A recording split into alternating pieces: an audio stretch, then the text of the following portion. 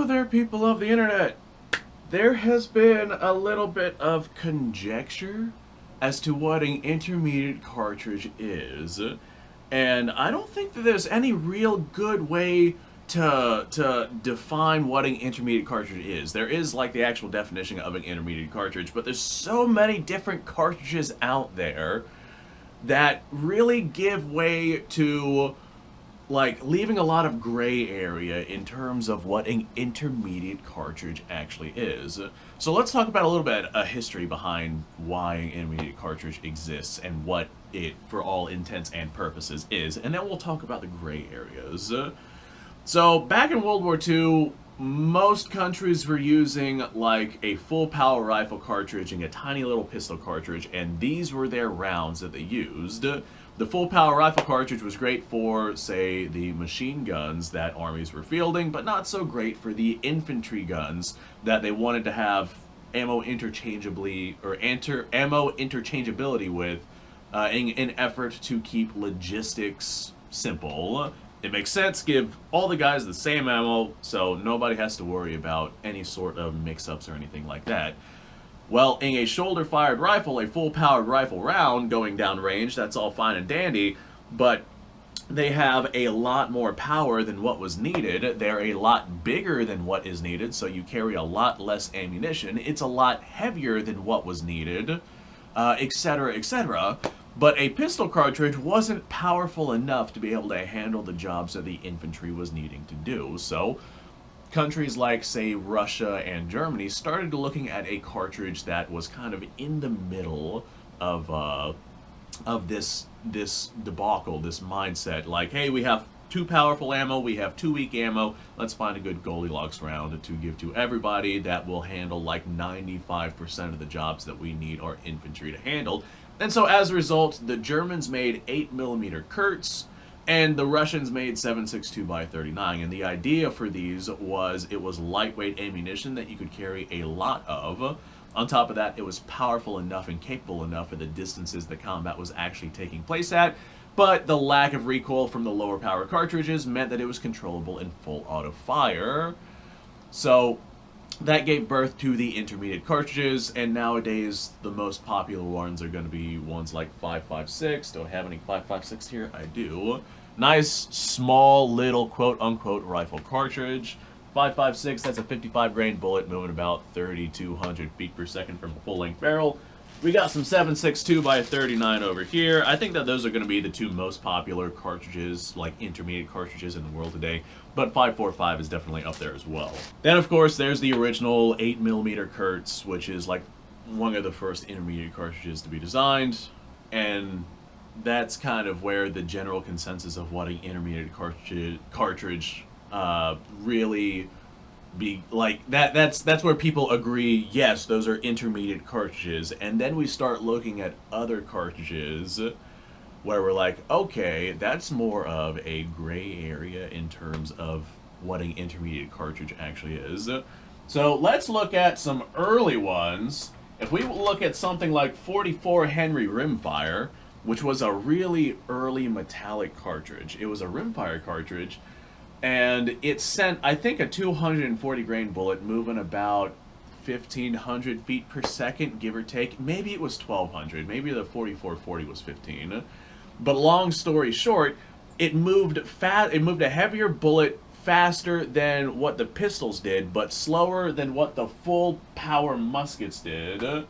It was less powerful than a full power musket or rifle, like what I got right here, but it was more powerful than the handguns that were around at the time, like, say, I've actually got one right here. Give me that! A 1851 Pieta, or not Pieta, an 1851 Colt at the time, which would have been extraordinarily popular little revolver for many, many instances. That sends like a 150 grain bullet, probably at about, we're going to call it 1,000 feet per second, but that's really hot rodding it. It would probably be less than that if I were to make any guesses. But is the 44 Henry rimfire an intermediate cartridge?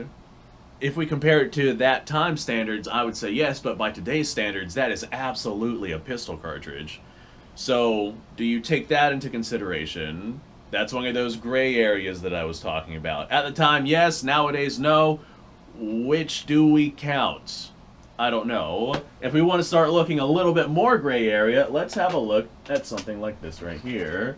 This is 6.5 Carcano, however it is that you feel like pronouncing that. Now, it is fired from... Do I have any 6.5 Carcano rifles here with me? Is there any rifles here with me today? Alright, I managed to find myself one. This here is actually one that I refurbished a little while ago. I got a full-on video of it if anyone is interested in going to look at this one right here. But 6.5 Carcano, however it is you feel like pronouncing that. How do we determine what an intermediate cartridge is? Is it bullet type? Is it bullet weight? Is it the velocity that a bullet goes? Is it the amount of energy transfer onto a target? Because 7.62x39, a cartridge that we all agree is an intermediate cartridge, has about the same energy levels as a 6.5 Carcano round. This right here is a I think this is a 160 grain bullet. Actually, these are 140s. So that's a 140 grain bullet, assuming that we're using proper 2.68 diameter bullets, so we get a proper gas seal in it. From a full-length Carcano barrel like this right here, we're looking at probably around 2,500 feet per second, somewhere in that ballpark for this particular grain weight. So that's not a very heavy bullet, and that's not moving all that quickly. And it's got about the same energy transfer that a 7.62x39 would have. It's going to have ever so slightly more because it is a slightly heavier bullet moving very slightly faster. But even then, it still falls into that category of not matching the power of like a full-fledged, full-power rifle cartridge. Like, for example, 8mm Mauser. I'm sure we can all agree that 8mm Mauser is a full-power rifle cartridge. Well, what about 7mm Mauser? That's a much lighter-hitting cartridge. Like, significantly lighter-hitting cartridge. I can't quite remember the ballistics off the top of my head, but considering that we have the 8mm Mauser, would the 7mm Mauser count as an intermediate cartridge because it's between a full-power cartridge, like the 8mm Mauser, and a pistol round? Like, personally, I would say, yeah, the 7mm Mauser kind of falls into that category of intermediate because it's between these two cartridges. It'd be different if we were comparing it to a different cartridge that was, you know, completely random in comparison to 7mm Mauser, like, I don't know, 303 British. Like, that's an apples to oranges comparison. But these are both Mauser cartridges. We got 7x57 and 8x57, and one is clearly more powerful than the other, so I would classify the 7mm Mauser cartridge as an intermediate cartridge. Here's a good one. The 30 caliber Carbine cartridge. I think we can all agree that this right here would more or less be classified as a pistol caliber cartridge. However, the only platforms that it was really designed for was the M1 Carbine platform, which is a rifle platform, so it's not really a pistol round. There are pistols that exist in it, but they weren't designed, or the cartridge wasn't designed for pistols. It was designed for this right here, which is a carbine, but it's a rifle for all intents and purposes if we're talking about the differences between a rifle and a pistol. So, is that an intermediate cartridge? Who knows? What about 22 long rifle? 22 LR, a really anemic cartridge with the name rifle literally in the name. Is that a rifle cartridge? Is that a pistol cartridge? Who the heck knows? I know I certainly don't know. Actually, let's look at something more like 30-06. I got my M1 Grand right here. This is a big one.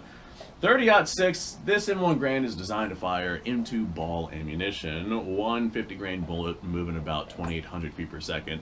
That's actually a watered down version of 30-06. Normally, 30-06 would be a bit more powerful. The U.S. government, back whenever they were designing the M2 ball ammo, just because of ranges and issues that they were having in terms of bullet distance and things like that, they wanted to make their ammunition slightly less powerful, so the M2 ball is a slightly less powerful version of what you would normally see with a 30-06. I know commercial, modern-made 30-06 sends that same 150 grain bullet moving about 3,000 feet per second.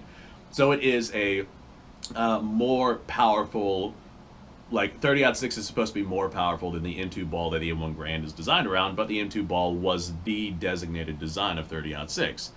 Is that M2 ball 30-06 an intermediate cartridge because it is a less powerful version of what 30-06 is supposed to be?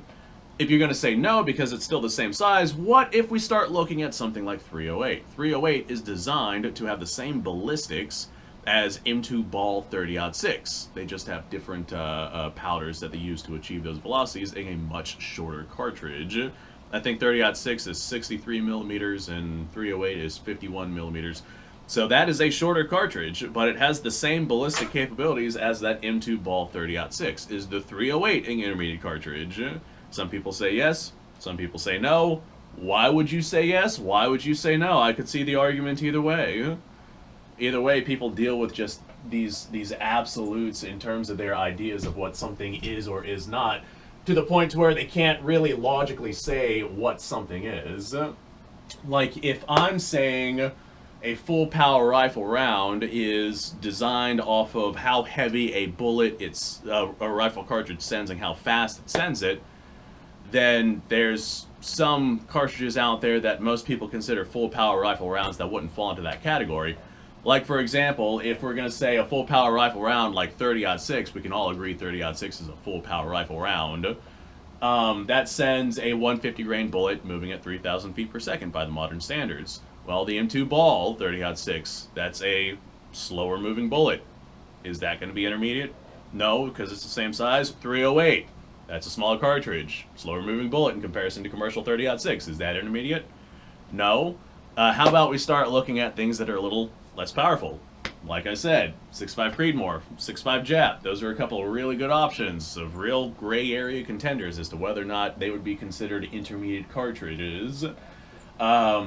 If it's just bullet weight, how about something like 6.5 Creedmoor? Is that an intermediate cartridge? A lot of people would say that one's full power.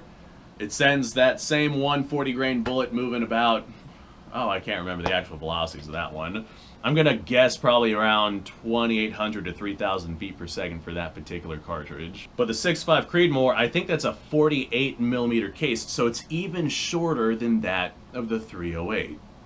So where's that line drawn? Like, where is it that we decide to ourselves, hey, this is intermediate, this is full power? Does it really matter? I think that these artificial classifications for what cartridges are and are not are just a way for people to argue. And boy, is it fun to watch you guys argue down in the comments below, which is one of the reasons why I'm making this video. We got cartridges that we all agree are full power, like 8mm Mauser, 30-06, things like that. We got the gray areas, like, say, 308. And then we have the real gray areas, like 6.5 Carcano and 6.5 Jap, and that area of bullets where the energy transfer is really not that much in comparison to real intermediate cartridges. I think it's just an interesting topic, and I'm going to go ahead and leave you guys with that one to discuss down below. Thanks for watching. Appreciate your time. Like, subscribe, share. Description below is a link to all sorts of stuff. Go check it out. You guys go off. Have yourself a fantastic day. I'll see you on the next episode.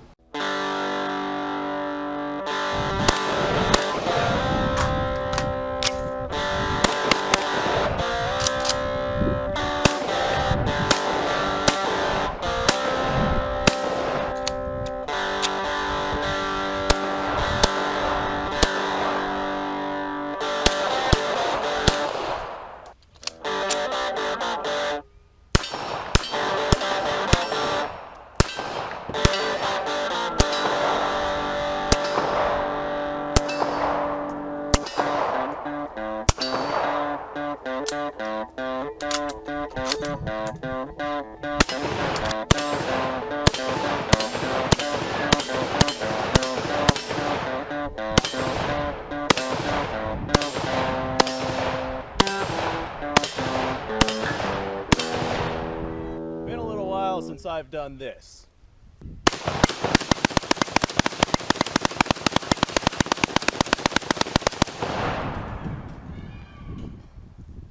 Bonnie and Clyde be damned. The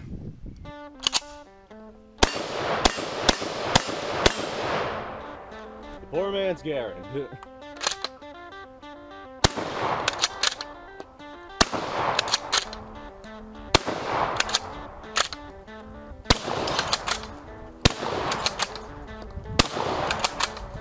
shame that bolt-action shotguns aren't more mainstream.